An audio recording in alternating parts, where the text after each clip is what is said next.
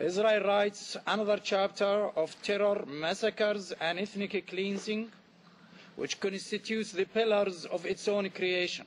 Described the Israeli actions as constituting serious war crimes. A policy of the ghettoization of the Palestinian people. The people of Israel know very well, given their own history, the horrors of such ghettoization.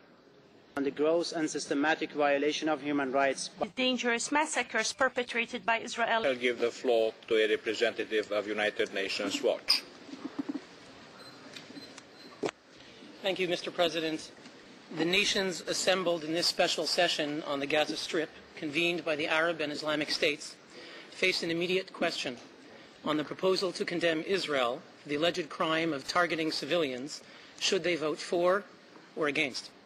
Let us consider the proposed resolution. To understand its purpose, we are guided best not by the science that studies the conduct of governments, but that which studies the mind. In psychology, attributing one's own malicious impulses to others is known as projection. Mr. President, the resolution before us constitutes a classic case of such projection. It is, after all, Hamas, Islamic Jihad, and the other Palestinian terrorist organizations who deliberately fire rockets, over 200 in the past week alone, at innocent civilians in Sderot and other Israeli towns. It is they who attack from populated areas, using their fellow Palestinians as human shields. It is they who reject the very notion of a distinction between combatants and civilians. Israel, like the rest of the civilized world, does the opposite. In exercising its right and obligation under international law to defend its citizens from such attacks, Israel risks the lives of its own soldiers to avoid harming civilians. To Israel, causing a civilian casualty is an unintended tragedy. To Hamas, it is a cause for celebration. The world knows this. The supporters of those who fire rockets at nursery schools summoned us here to accuse Israel of violating international humanitarian law, when in reality it is they who deny in word and deed the very premise of that code.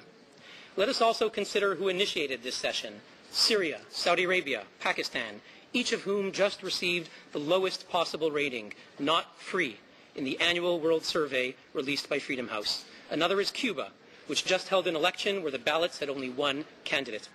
Are these to be the world's arbiters of human rights? The truth is that this session was fixed from the start. Those who sponsored it could introduce a resolution declaring the earth to be flat, and it would be assured of the same automatic majority. The real question we face is something deeper. Can civilization survive the values of democracy, freedom, basic humanity, when its basic ideas are in such high forums, everywhere under assault? That will not be decided here today, but every international declaration has its influence. Those countries who genuinely care about the future of the Middle East, of a credible UN, of a credible Human Rights Council, of civilization, will vote no. Thank you, Mr. President. Thank you. The other request for the right of reply was tabled by the delegation of Cuba. I give the floor to the distinguished permanent representative of Cuba. Gracias. Thank you, Mr. Chairman. You know, usually Cuba doesn't exercise its right of reply for non-governmental organizations.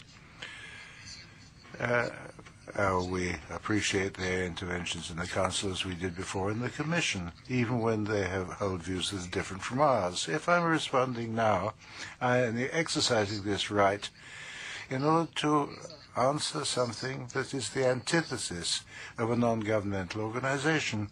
I'm referring to Human Watch and the executive director,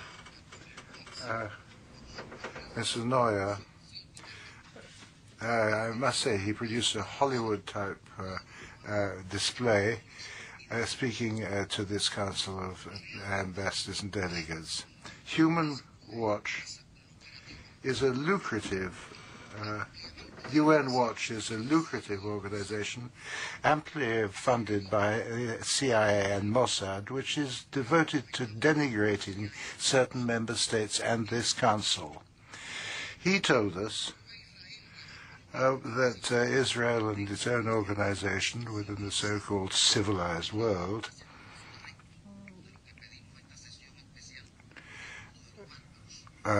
this implied that this special session was in the world of the barbarians, but I don't know anything greater than the acts of barbarians that are taking place in Gaza. Dark hospitals, people without water, and other things that UN Watch and its executive director have talked about. I won't take any more time talking about this false organization whose voice I've never heard criticizing the concentration camps in Guantanamo. I'll simply wait for them calmly in New York, where in the NGOs meeting, where they will have to render accounts, and we'll see what to do with their consultative status. Thank you. Thank you for your statement. The result of the recorded votes are as follows: 30 in favor, 1 against, 15 abstentions. The draft resolution A/HRC/S6/L1 is therefore adopted.